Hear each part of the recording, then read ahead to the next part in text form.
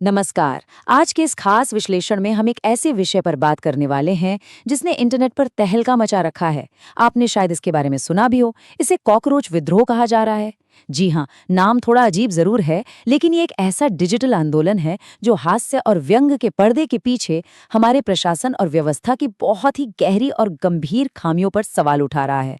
तो चलिए बिना किसी देरी के समझते हैं कि आखिर ये सब शुरू कैसे हुआ और हमारी व्यवस्था से इसका क्या लेना देना है। तो कहानी की शुरुआत करते हैं एक बहुत ही बेसिक सी चीज से, बायोलॉजी। कॉकरोच का नाम सुनते ही अक्सर हमें घिन आती है, राइट? लेकिन विज्ञान की नजरों से देखें तो ये करीब 28 करोड़ साल पुराना जीव है। प्रकृति ने इसे एक बेहद अहम काम सौंपा है, सफाई का। जी हाँ, इन्हें इकोसिस्टम का क्लीन अप क्रू माना जाता है। जैसे गिद्ध मरे हुए जीवों को साफ करते हैं, वैसे ही कॉकरोच सड़ी गली चीजों को खाकर हमारे पर्यावरण को साफ रखते हैं। अब आप सोच रहे होंगे कि मैं आपको ये सब क्यों बता रहा हूँ। खैर, यही बायोलॉजिकल फैक्ट आगे चलकर एक बहुत बड़े राजनीतिक व्यंग्य का आधार बनने वाला है। इनकी सबसे कमाल की बात पता है क्या है? इनका सर्वाइवल इंस्टिंक्ट। मतलब ये हार नहीं मानते। अगर एक कॉकरोच का सिर काट दिया जाए तो भी वो अपने शरीर के बाहरी छिद्रों से सांस लेकर महीनों तक जिंदा रह सकता है। और तो और, इनका कोशिका विभाजन इतना धीमा होता है कि ये भारी रेडिएशन या तक के परमाणु हमले तक को झेल सकते हैं।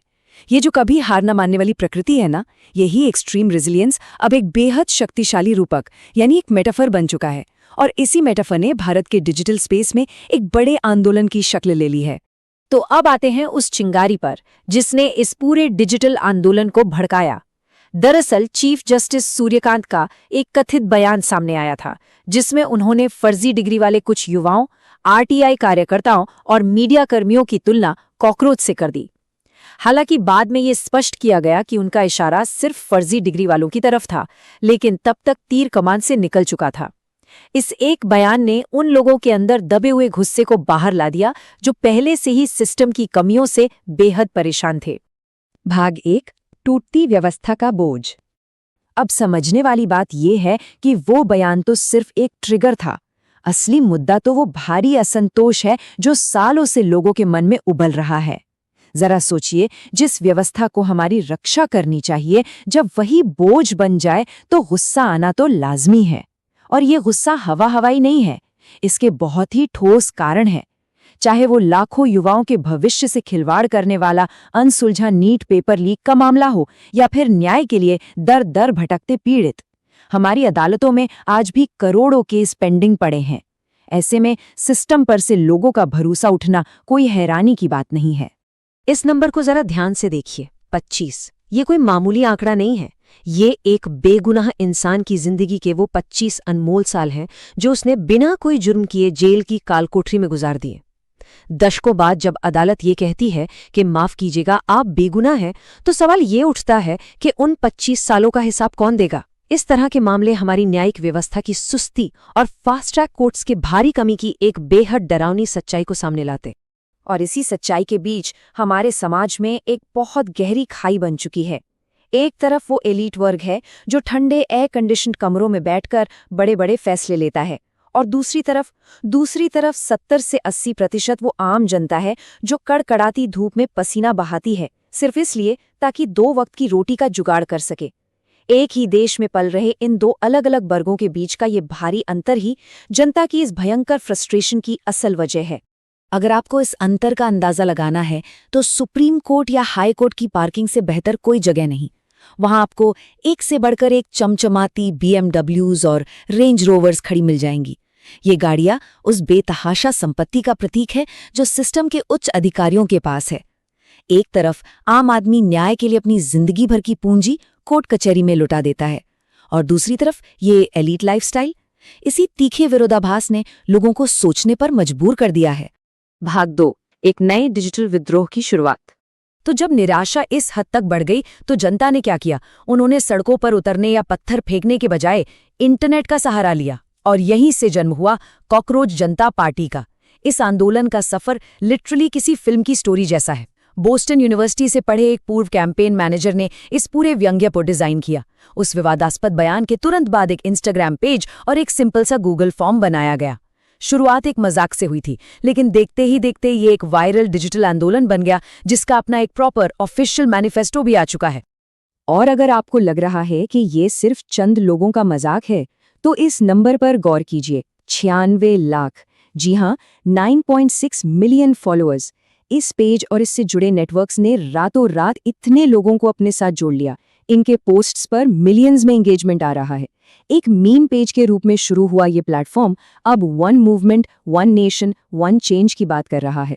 इतने बड़े पैमाने पर लोगों का जुड़ना चीख चीख कर कह रहा है कि ये सिर्फ एक प्रैंक नहीं, बल्कि सिस्टम से हार चुकी जनता की सामूहिक आवाज है। सबसे दिलचस्प बात तो ये है कि इस तथाकथित कॉकरोच जनता पार्टी के लक्ष्य एकदम क्लियर और बेहद गंभीर हैं। इनके मैनिफेस्टो में 50% आरक्षण और वोट डिलीशन जैसी गड़बड़ियों को रोकने की मांग की गई है। लेकिन सबसे बड़ा प्रहार जो इन्होंने किया है वो है रिटायर्ड जजों को राज्यसभा का सदस्य बनने पर बैन लगाने की मांग। हम अक्सर देखते हैं कि रिटायरमेंट के बाद कई अधिकारी राज्यसभा की कुर्सी पर बैठ जाते हैं। ये मांग सीधे तौर पर उसी एलीट क्लास के विशेषाधिकारों और उनके हितों के टकराव यानी कॉन्फ्लिक्ट ऑफ इंटरेस्ट को चुनौती देती है। भाग 3, बदलाव का डर। अब एक बड़ा सवाल ये उठता है कि जब सब कुछ इतना साफ है तो बदलाव होता क्यों नहीं? जवाब एक ही शब्द में है, डर। राजनेता कोई भी सख्त सुधार करने से कतराते हैं क्योंकि उन्हें डर होता है कि कहीं उनका वोट बैंक न खिसक जाए और वो चुनाव न हार जाएं। वहीं दूसरी तरफ हमारे नौकरशाह यानी ब्यूरोक्रेट्स इसलिए कुछ बदलना नहीं चाहते क्योंकि उन्हें अपना ट्रांसफर होने या नौकरी जाने का डर सताता रहता है। सच कहूं तो इस सड़े गले सिस्टम को कोई साफ ही नहीं करना चाहता। हर कोई बस अपनी सुरक्षित और आरामदायक कुर्सी बचाए रखने में लगा हुआ है। भाग 4, मुख्यधारा बनाम स्वतंत्र मीडिया। और जब सिस्टम ही कान बंद कर ले तो लोग अपनी बात कहने के लिए नए रास्ते तो ढूंढेंगे ही ना। आज की तारीख में ये साफ दिख रहा है कि जनता मेन स्ट्रीम टीवी न्यूज से पूरी तरह से ऊब चुकी है। टीवी चैनल्स को अब राजनीतिक दलों का भूपू, पक्षपातपूर्ण और ब्रेन रॉट या दिमागी कचरा फैलाने वाला माना जाने लगा है। इसके ठीक उलट लोग अब स्वतंत्र डिजिटल मीडिया और यूट्यूब चैनल्स की तरफ मुड़ रहे हैं। लोगों को लगता है कि यही वो जगह है जहां बिना किसी फिल्टर या सेंसरशिप के सच्ची बात कही जाती है। यही कारण है कि ये नया डिजिटल विद्रोह इन्हीं प्लेटफॉर्म्स पर इतनी तेजी से फल फूल रहा है।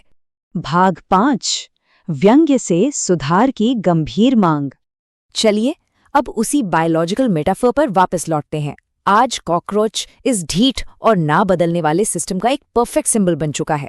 जब व्यवस्था खुद अपनी गंदगी साफ करने से इनकार कर दे तो जनता को ही क्लीन अप क्रू बनकर सामने आना पड़ता है। कई राजनीतिक विश्लेषक तो इस डिजिटल उभार की तुलना 1970 के दशक के उस ऐतिहासिक जेपी आंदोलन से कर रहे हैं जिसने पूरे देश को हिलाकर रख दिया था। उनका मानना है कि इस कॉकरोच जनता पार्टी की शुरुआत भले ही एक मजाक के तौर पर हुई हो, लेकिन इसके पीछे छिपी आम आदमी की हताशा और गुस्सा 100% असली है। तो अंत में ये पूरी चर्चा हमें एक बहुत ही तीखे सवाल पर लाकर खड़ी कर देती है। क्या सोशल मीडिया की कोख से जन्मा यह व्यंग्यात्मक आंदोलन, जो खुद को कॉकरोच की तरह ही अजेय और लचीला बताता है, क्या ये वाकई हमारे इस जंग लगे सिस्टम में कोई असली बदलाव ला पाएगा?